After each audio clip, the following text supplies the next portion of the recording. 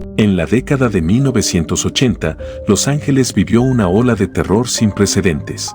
Una serie de asesinatos y agresiones sexuales estremecieron a la ciudad y la sumieron en un estado de miedo constante. El responsable de esta ola de horror fue Richard Ramírez, un hombre que llegaría a ser conocido como el acosador nocturno. Su historia es un relato escalofriante de brutalidad y maldad, que dejó una huella indeleble en la memoria colectiva de los estadounidenses. Ricardo Leiva Muñoz Ramírez, nacido el 29 de febrero de 1960 en El Paso, Texas, creció en un hogar marcado por la violencia. Su padre, un ex policía de Ciudad Juárez, acostumbraba a golpearlo hasta cansarse. Su primo, un veterano de la guerra de Vietnam, propició su insensibilidad al mostrarle imágenes de violaciones, torturas y asesinatos que había cometido durante el conflicto. Estas experiencias tempranas dejaron una marca profunda en la mente de Richard, fomentando una fascinación por la violencia y el satanismo. De hecho, su primo jugó una parte importante en la creación de los hábitos que destacaron a Ramírez en su etapa como asesino. Por ejemplo, lo instruyó en tácticas para matar con cautela, sin que su víctima se diera cuenta de la situación hasta que ya era demasiado tarde. También lo llevó en largas caminatas nocturnas que culminaban con su irrupción en casas ajenas. Durante su adolescencia, Richard, como le decían sus amigos, se convirtió en un delincuente menor, consumidor habitual de LSD, amante de la violencia sexual y ferviente creyente del satanismo. Su carrera criminal fue aumentando con el tiempo y pasó de cometer pequeños robos en habitaciones de hotel a intentar violar a una mujer. Con solo 2 años en California, Richard Ramírez comenzó su racha asesina. Primero secuestró y mató a una niña de 9 años, a la que engañó para llevarla al sótano de un edificio de departamentos. Al no enfrentar ningún cargo por el delito y salirse con la suya, el hombre perfeccionó sus métodos. Este delito pudo atribuírsele hasta el 2009 gracias a una prueba de ADN. La serie de crímenes del acosador nocturno comenzó en 1984 y se extendió hasta 1985. Durante este periodo, cometió una serie de asesinatos, agresiones sexuales y robos que aterrorizaron a la población de Los Ángeles y San Francisco. Su modus operandi era particularmente perturbador, entraba en las casas de sus víctimas a través de ventanas o puertas abiertas, atacando a hombres, mujeres y niños sin discriminación. Richard no tenía un patrón específico de víctimas, lo que hacía su captura aún más difícil. Asesinaba a hombres y mujeres de diversas edades y razas, utilizando armas que iban desde cuchillos y pistolas hasta herramientas improvisadas. Además, a menudo dejaba símbolos satánicos en las escenas del crimen, incrementando aún más el pánico y la confusión entre las autoridades y el público. Al encontrar que la mayoría de los asesinatos sin resolver en Los Ángeles compartían ciertas similitudes, como la irrupción en casas por la noche, se comenzó a hablar de un asesino serial. Los diarios de la época se encargaron de que la sociedad supiera de sus actos y comenzara a tomar precauciones. El temor por el acosador nocturno era cada vez más grande. La brutalidad de los crímenes de Richard era impactante. Muchas de sus víctimas fueron asesinadas con extrema violencia, mientras que otras sobrevivieron, pero quedaron con secuelas físicas y emocionales de por vida. En varias ocasiones, Ramírez obligó a sus víctimas a jurarle amor a Satanás, reforzando su imagen como un adorador del diablo y un asesino despiadado.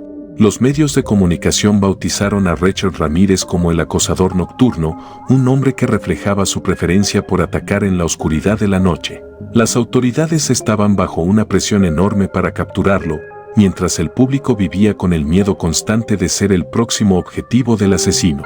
El caso dio un giro significativo cuando, en agosto de 1985, Ramírez cometió un error fatal. Tras asesinar a una pareja en Mission Viejo, un testigo vio su auto y anotó parte de la matrícula. Este dato permitió a la policía rastrear el vehículo hasta una casa abandonada donde encontraron huellas dactilares de Ramírez. Con esta información, lograron identificarlo y su foto fue ampliamente difundida por los medios. El 31 de agosto de 1985, el acosador nocturno fue reconocido en la calle por un grupo de ciudadanos en el este de Los Ángeles. Intentó huir, pero fue perseguido y atrapado por los vecinos hasta que llegó la policía y lo arrestó. La captura de Ramírez fue un alivio para la ciudad y el país, poniendo fin a su reinado de terror. El juicio de Richard Ramírez comenzó en julio de 1988 y se prolongó hasta septiembre de 1989. Fue uno de los procesos judiciales más mediáticos de la época, con una cobertura exhaustiva de los medios de comunicación. Durante el juicio, se revelaron detalles espeluznantes de sus crímenes y las declaraciones de las víctimas sobrevivientes y los familiares de las víctimas asesinadas conmocionaron al público. El acosador nocturno fue condenado por 13 asesinatos, 5 intentos de homicidio, 11 agresiones sexuales y 14 robos. El 7 de noviembre de 1989 fue sentenciado a muerte en la cámara de gas. Al escuchar su sentencia, Ramírez se mostró desafiante, diciendo: "No me importa, ya saben, a veces da gusto el mal, voy a Disneylandia".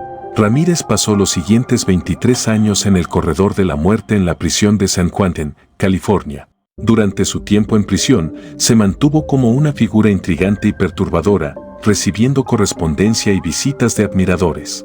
En 1996, se casó con una de sus admiradoras, Doreen Leoy, mientras seguía proclamando su inocencia y su lealtad al satanismo. Su relación terminó cuando en el año 2009 se confirmó por medio de una prueba de ADN que había estado involucrado en la violación y asesinato de una niña de 9 años en 1984. Doreen fue entrevistada por CNN en 1997 tras su matrimonio con Richard Ramírez. Una de las cosas que más llamó la atención fue que afirmó que estaba completamente enamorada de Richard y que sabía que en el fondo era una buena persona. El 7 de junio de 2013, el acosador nocturno murió a la edad de 53 años debido a complicaciones de un linfoma. Su muerte cerró un capítulo oscuro en la historia criminal de Estados Unidos, pero su legado de terror continúa siendo un recordatorio de la capacidad del mal humano. Perfil psicológico. Richard Ramírez mostraba claros signos de tener un trastorno de personalidad antisocial.